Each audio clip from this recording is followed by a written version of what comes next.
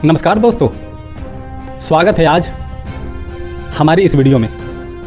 और आज हम बात करने जा रहे हैं एक ऐसी चीज़ के बारे में जो हमारे खाने का स्वाद बढ़ाने का काम करता है और हमें अंदर ही अंदर खोखला बनाता है, और वह है बाज़ार में मिलने वाला सफ़ेद नमक। हम तरह तरह के नमक खाते हैं, अलग अलग ब्रांड, अलग अलग कंपनियों के नमक हमारे घर में आता है। मैं उसी नमक की बात कर रहा हूँ जिस नमक को हम और आप सुबह शाम खाते हैं, जिसे रिफ़ाइन करके बनाया जाता है, जिसे सफ़ेद जहर यानी वाइट पॉइजन कहा जाता है। आज उस नमक के बारे में ये पूरा वीडियो होने वाला है।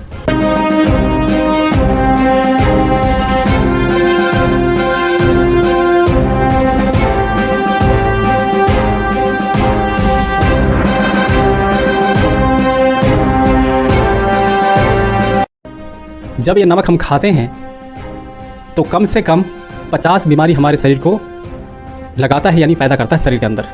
आज उन सारे 50 के 50 बीमारियों का पूरा नाम बताऊंगा मैं आपको, तो इस वीडियो में बने रहिए। और पसंद आए तो वीडियो को लाइक, शेयर, कमेंट और चैनल को सब्सक्राइब जरूर कीजिएगा। अगर फेसबुक पर देख रहे हैं, पेज को फॉलो जरूर कीजिएगा और वीडियो को लाइक, कमेंट, शेयर जरूर कीजिएगा। हमारे शरीर के 20 से ज़्यादा अंगों को प्रभावित करता है। इलाज करवाने में फिर लाखों रुपया का खर्च हमें करवाता है। आज यह वीडियो आपकी ज़िंदगी को बदल सकता है।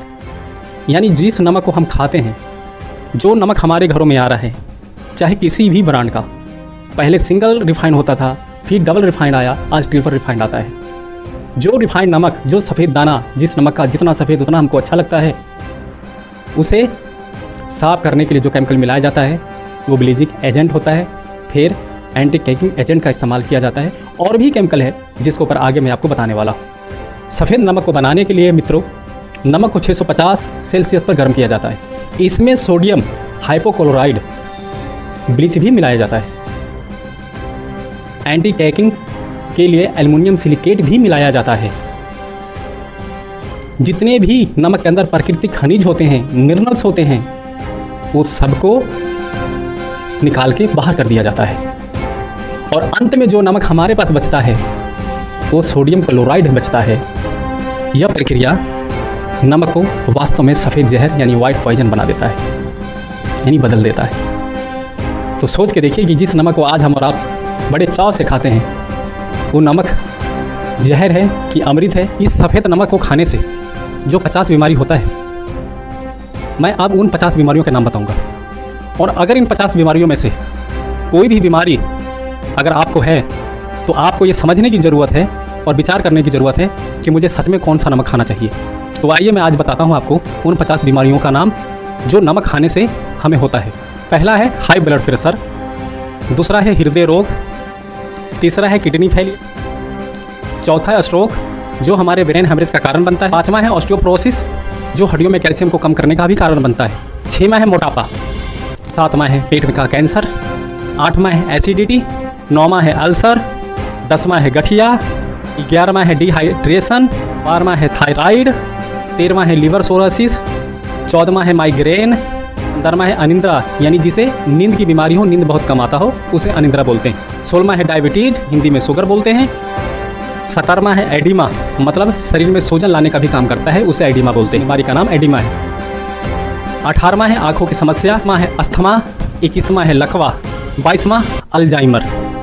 अल्जाइमर क्या होता है? याददाश्त को कमज़ोर करने की बीमारी होता है। 23वां डिप्रेशन, मानसिक स्वास्थ्य को भी प्रभावित कर देता है। 24वां है त्वचा रोग, यानी हमारे शरीर की जितना भी चमड़ी रोग जिसे त्वचा रोग बोलते हैं, उसका सबसे बड़ा कारण ये नमक ही है, जिस नमक को हम खा रहे हैं, हम और आप सेवन कर रहे हैं। 25वां है बाल झड़ना, यानी नमक के कारण बाल भी झड़ता है। तो जितने भी नौजवान आज गंजा हो रहे हैं, या जितनी भी नौजवान युवतियाँ या महिलाएं या पुरुष अपने बालों से प्यार करते हैं, तो आपको समझ लीजिए कि आपको कौन सा नमक खाना चाहिए कि नहीं खाना चाहिए।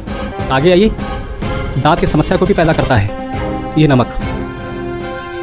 27वां अनीमिया, आयरन अवशोषण को भी प्रभावित करता है। 28वां है पथरी, किडनी और गोल ब्लैडर के स्टोन का भी कारण बनता है। 29वां है अग्राशय शोध, पैनक्रियाज पर दबाव डालता है। 32वां जो रोग है उसका नाम है हाइपरनेटिमिया, सोडियम की अधिकता। 33वां मांसपेशियों में ऐंठन। 34वां लीवर का कैंसर। 35वां प्रोस्टेट कैंसर। 36वां ब्रेन ट्यूमर। 37वां अंजाइना छाती में दर्द।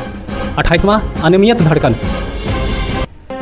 39वां वैस्कुलर डिमोसिया रक्त वाहिकाओं को नुकसान पहुंचा। 40वां फेफड़ों की बीमारी। 41वां एलर्जी शरीर की प्रतिरोध क्षमता को घटा देता है। 42वां हार्ट फेलियर हृदय की मांसपेशियों को कमजोर कर। 45वां गुर्दे की पथरी। 44वां मूत्र संक्रमण यानी पेशाब की समस्या किडनी पर असर। 45वां हाइपोकैलेसीमिया कैल्शियम की कमी। 46वां हाइपोकैलेमिया पोटासियम की। 47वां सेल्यूलाइट त्वचा के नीचे फैट का जमा होना। 48वां अनपच पाचन तंत्र को धीमा। 49वां हाई यूरिक एसिड। 50वां अकाल मृत्यु समय से पहले मौत का रिस्क। जितने भी व्यक्ति बाजार के नमक खा रहे हैं, जितने भी व्यक्ति बड़े चाह से ये ब्रांड बहुत बड़ा है, ये ब्रांड छोटा है, ये ब्रांड नया है, ये ब्रांड पुराना है। 50वां पॉइंट क्या है? अकाल मृत्यु समय से पहले मृत्यु का रिस्क।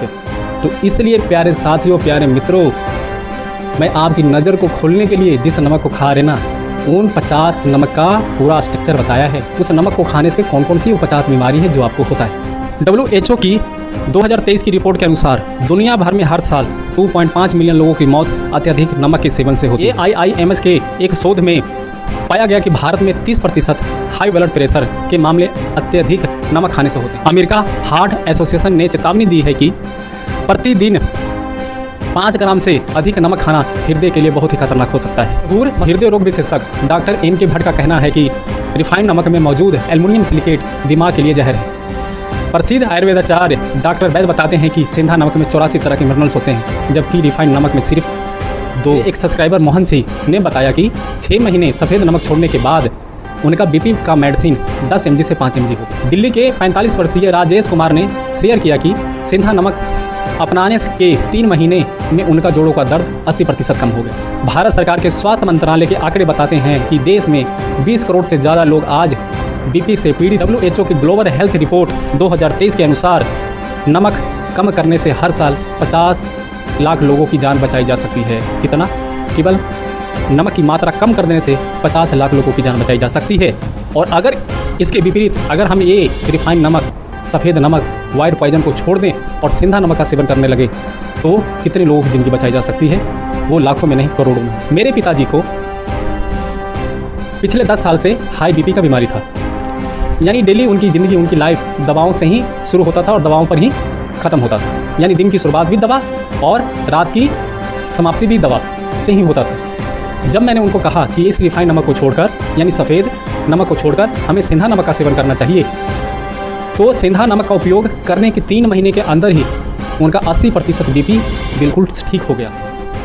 रिफाइंड नमक सचमुच एक सफ़ेद जहर है। इसके सेवन से न केवल जेब पर बोझ पड़ता है बल्कि जीवन भर की तकलीफ भी हो सकती है। सेंधा नमक और काला नमक तथा समुद्री नमक जैसे प्राकृतिक विकल्पों को अपनाएं और जीवन भर स्वस्थ रहें। याद रखें, प्रकृति का दिया सबसे अच्छा, केमिकल नहीं। मेरे द्वारा दी गई जानकारी अगर आपके जीवन में तनिक भी कुछ बदलाव लाने का कारण बन सकता है और आपको ये जानकारी पसंद आया तो आप सबसे विनती यही है कि प्लीज़ आप हमारे YouTube चैनल को सब्सक्राइब कीजिए, वीडियो को लाइक और शेयर कमेंट करना न भूलिएगा।